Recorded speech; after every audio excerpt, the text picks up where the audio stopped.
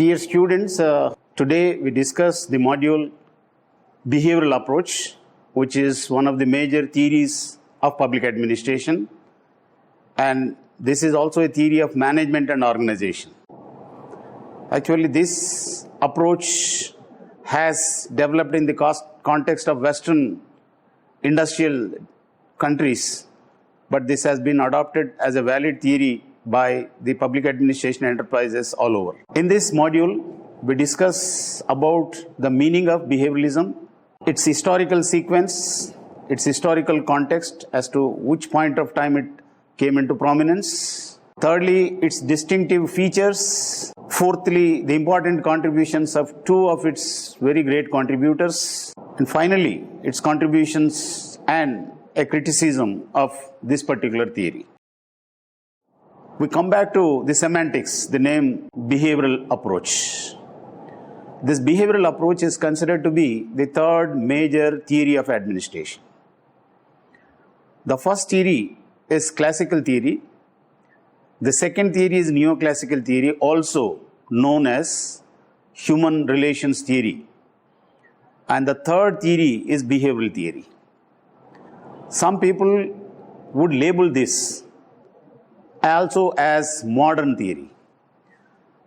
Now, this usage of modern theory is in contrast to classical theory. Classical theory is the old theory and modern theory is the new theory. There is a bridge in between, and which is called as human relations or neoclassical theory, which we have done in the previous module. The focus of behavioral theory is on realities of administration.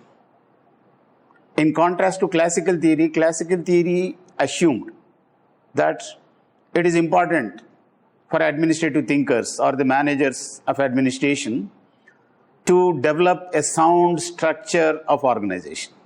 And sound structure of organization depends on certain principles, some immutable principles. You have to discover those principles and ensure their existence in the organization's functioning. With that, efficiency and economy will automatically be ensured. Behavioralism does not believe in this. Its focus is different. In contrast, they say that they focus on realities of administration.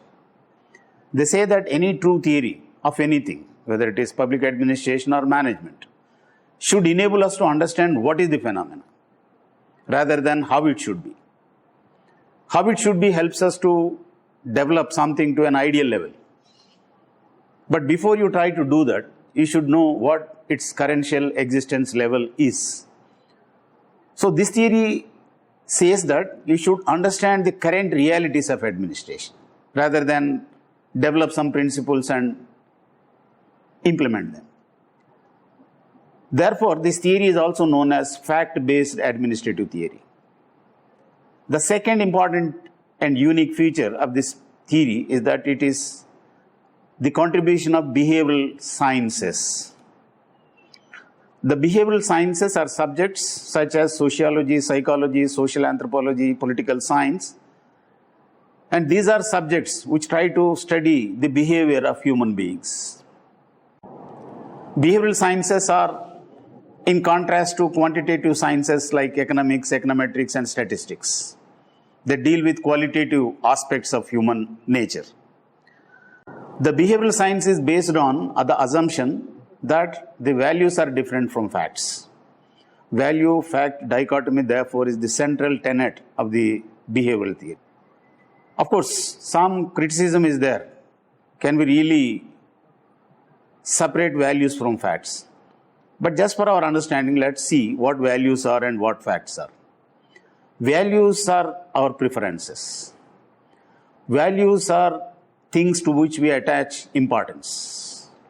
The values of human beings are changing from individual to individual. Therefore, values are subjective. Subject means the human being.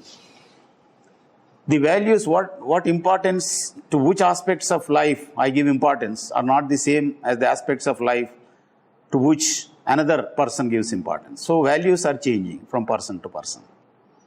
Whereas facts are objective realities. But there is a great philosophical question, what is objective reality? You may say something is a fact, but your perception of fact may be different from other person's perception. So keeping this controversy apart, behavioralism believes that values are different from facts, and if you have to have a sound theory of administration, it should be based on fact-based administrative theory.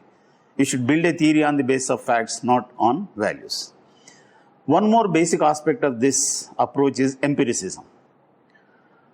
It has, I think, the behavioral science revolution, one of its offshoots is the argument that there is a unity of method between social sciences and natural sciences. Here the phrase unity of method means there is one method for both the subjects, whether it is a chemistry, botany, zoology, or public administration, political science, anthropology, sociology, etc. The methods of study are the same. And some of the writers like F.W. Taylor, about whose contribution somewhere the students will come to know, he said management is a true science. So this is the belief that is central to behavioralism. Behavioralism believes that the methods of science, natural sciences, are also applicable to social sciences. And their approach is empirical.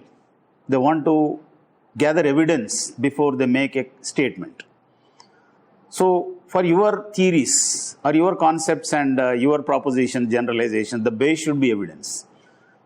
Don't say things without evidence. So evidence-based theorization or conceptualization is what is known as empiricism. This is another important aspect. And like human relations school, this also believed in the existence of informal organization.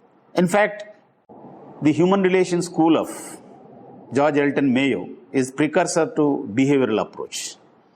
This is called neoclassical approach because it did not totally reject the classical approach, nor did something totally devoid of the elements of the classical approach. The behavioral approach seems to have started with the contributions of the great book called Functions of the Executive by Chester Irving Barnard. This book was published in 1937. Next important and most celebrated contributor to the behavioral approach is Herbert A. Simon. Herbert A. Simon has written a book titled The Administrative Behavior, and it is subtitled as The Theory of Decision Making in Administrative Organizations. All in all, these thinkers are focusing on the actual behavior of the administrators rather than the ideal behavior or what should be the behavior of the administrators. We take up those two leading lights of behavioral approach, which is also known as behavioral school, behavioral theory. I think these are all words which are interchangeably used.